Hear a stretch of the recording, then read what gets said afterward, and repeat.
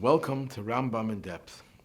Today we're going to be discussing the Rambam in Perek Heim Hilcha Shmita B'Yovel Halacha Aleph. Here the Rambam talks about what can you do with Peres, with the produce of Shevi'is, of the sabbatical year. Peres Shevi'is, the Rambam says, the fruit of the sabbatical year, Nitnu L'Achila U'L'Shtiya U'L'Sicha. It's given, you're allowed to use it. It has to be used either for eating, for drinking, u'lesicha, for anointing, u'lehadlakas haner, and to lighting a candle, u'letzviya, and for dyeing. Shmuel amdu, it's passed down in the tradition of Torah Shebaal Peh, that the pasuk that says tia, that the produce shall be, it comes to teach you af lahadlakas haner u'letzbei batzeva, that it is also to be used for lighting a candle, using the oil for lighting, and also for dyeing.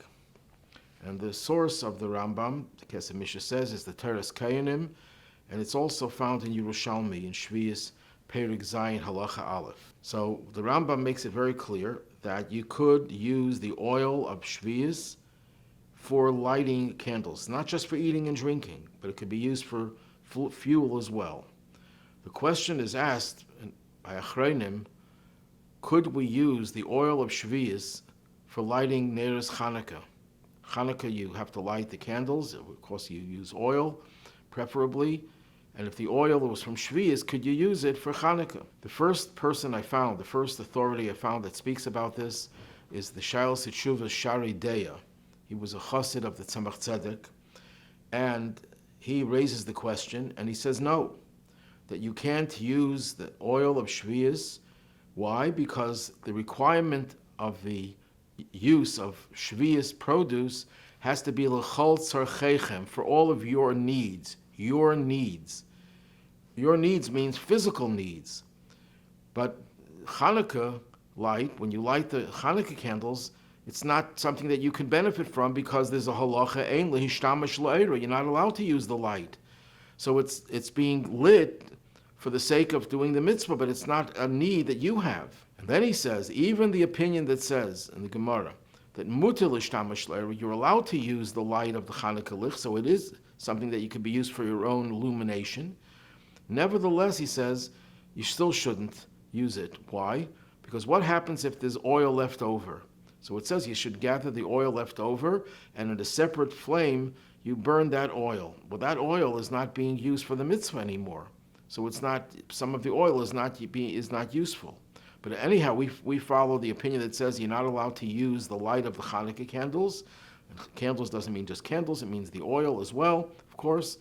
So therefore, it's not part of the tzarcheim, of the needs of the person, and therefore you shouldn't be allowed to use it.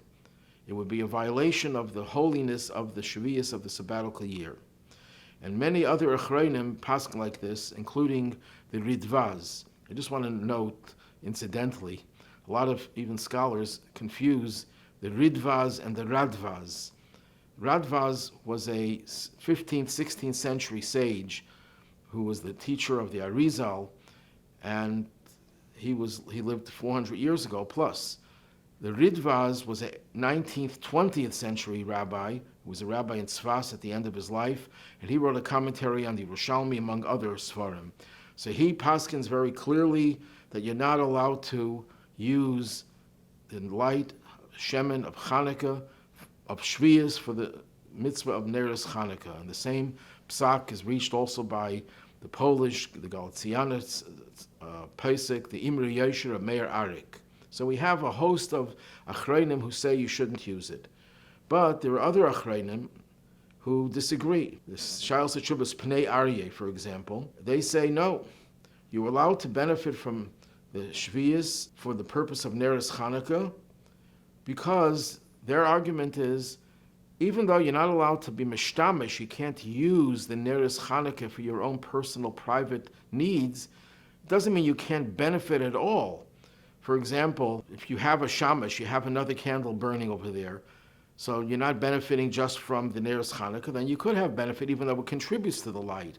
Or if, let's say, you're walking in a dark room and you could stumble, and the Neres Chanukah allow you not to stumble, that kind of use, many poskim say, is acceptable, so you could use it. But Shlomo Zalman Auerbach, one of the leading poskim of our generation, in his Mincha Shleima, Siman Mem Beis, he says that the argument is a weak argument because that's not the reason why you light Chanukah candles, so you shouldn't walk in the dark. So even though you can have that benefit, that's not what it's intended for.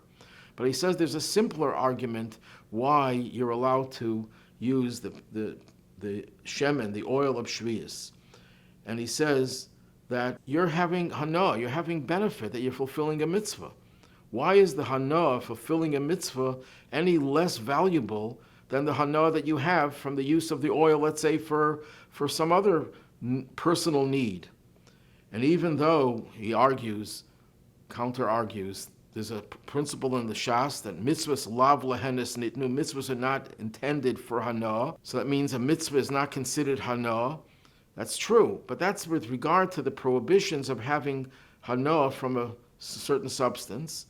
So if you do a mitzvah with it, it's acceptable because even though there's hana, but that hana, the Torah does not regard as hana with respect to the prohibition of benefiting from a thing that the Torah forbids. But when you're talking about Shevi'is, when the Torah says that it should be used l'chol tzarcheichem, for all of your needs, here this hana is a legitimate hana. Why is it less valuable, this pleasure that you have from fulfilling the mitzvah, why is that less valuable than the pleasure you have from using it for some weekday mundane function and benefit? That's Rabbi Shlomo Zalman Auerbach. And we could perhaps find a parallel to this svara of his. There's a question in Achreinim, there's a mitzvah of giving tzedakah to a poor person. And the Gemara in Ksubah says that we learn out from the Torah that you have to provide him with all of his needs. Even if he was accustomed to having a servant run in front of him to announce his coming, if that's what he was accustomed to, that's his need, you have to provide that need. Any need that a ani has. What about a need to fulfill a mitzvah? The ani doesn't have any money to, let's say, buy 4 cases of wine for a Pesach Seder. He doesn't have money for lighting Chanukah candles. He doesn't have enough money to buy the oil or candles. Is there a mitzvah of tzedakah to provide that? So the Bir Halacha, the Mishnah Berurah, brings from the Sefer Chemed Moshe, and there are many others who agree with that says yes, that just like there's a mitzvah to help a poor person with a physical need, so too is there a chiyuv to give tzedakah to an ani, a poor person, for mitzvahs. Why would the need that he has to fulfill a mitzvah any less? Now, there are other achreinim who disagree with that, and they say that in the Gemara it doesn't talk about a mitzvah. In fact, the Gemara says we learn out from a pasuk that you have to provide him with a wife. Why do you need a special pasuk to provide him with a wife? If it's a mitzvah to get married, then it would be an automatic. Well, that proof is not so solid because it could be that itself is what the Gemara is trying to tell us, that you would think that maybe a mitzvah is different, it's not a personal need. So that from there we learn that yes, you have to provide him with a wife to fulfill the mitzvah. But at any rate, we're not going to go into deciding which authority, which opinion prevails, but it seems that for many, many poskim, there is a mitzvah to give tzedakah to an ani so he can fulfill a mitzvah. What do we see from this? That even though it's not his personal need, it's not a physical need, but when we're talking about needs of a person, any need that a person has is considered to be a need. So just because it's a spiritual need, that's less of a need. When you're talking about the prohibition of having hana, of having deriving benefit from something, so if it's a spiritual thing, that's that kind of benefit the Torah didn't aser, the Torah didn't forbid. But when you're talking about what are the personal needs of a person, as long as it's something that he needs, then of course he's obligated, as you are obligated, to give him that need. Even though one could argue that in the case of the poor man who doesn't have oil for the Chanukah menorah, what is he going to do? He's going to go begging. So you're preventing him, or you're providing him with an opportunity not to go begging, so that's a need. But it's still, logically, it doesn't make any sense to say that a spiritual need, a need of a mitzvah, is less of a need than a physical need. And therefore, many poskim rule that you could use the shemen, and here we're not here to paskin, but you could use the shemen, you could use the oil for the Chanukah menorah from Shevi'is. There's a very, very long responsum from Rabbi Mar, the chief rabbi, Sephardic chief rabbi of Yerushalayim. Before that, he was the chief rabbi of Israel. In his Shalos HaShuvah, Shemesh Shlomo, a very, very long tshuva, where he reaches that conclusion. And we're not here to paskin, to rule, but there are many, many who do consider it to be permissible. And the logic, I think, the strongest compelling logic is that when you're dealing with the Torah's requirement that it has to satisfy your needs encompass the physical and the spiritual as well.